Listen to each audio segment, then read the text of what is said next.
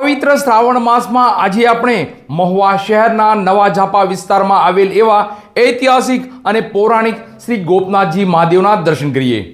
અત્રે ઉલ્લેખનીય છે કે શ્રી ગોપનાથજી મહાદેવને ધોળી ધજાવાળા દેવ પણ કહેવામાં આવે છે। તો ચાલો મહુવાવાસીઓ લીડ મહુવા ન્યૂઝ ચેનલના ડિજિટલ માધ્યમથી ધોળી ધજાવાળા દેવના દર્શન કરીએ, મહાઆરતીનો લાભ લઈએ અને પોતાની જાતને ધન્ય બનાવીએ।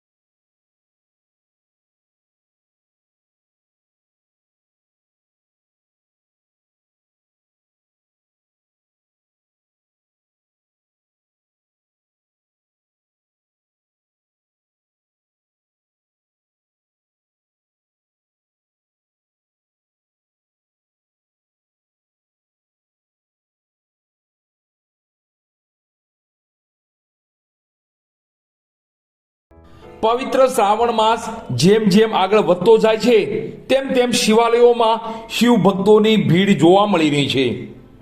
ત્યારે આજે આપણે મહુવા શહેરના નવા ઝાપા વિસ્તારમાં આવેલ ઐતિહાસિક એવા શ્રી ગોપનાથજી મહાદેવના દર્શન કરી પોતાની જાતને ધન્ય બનાવીએ।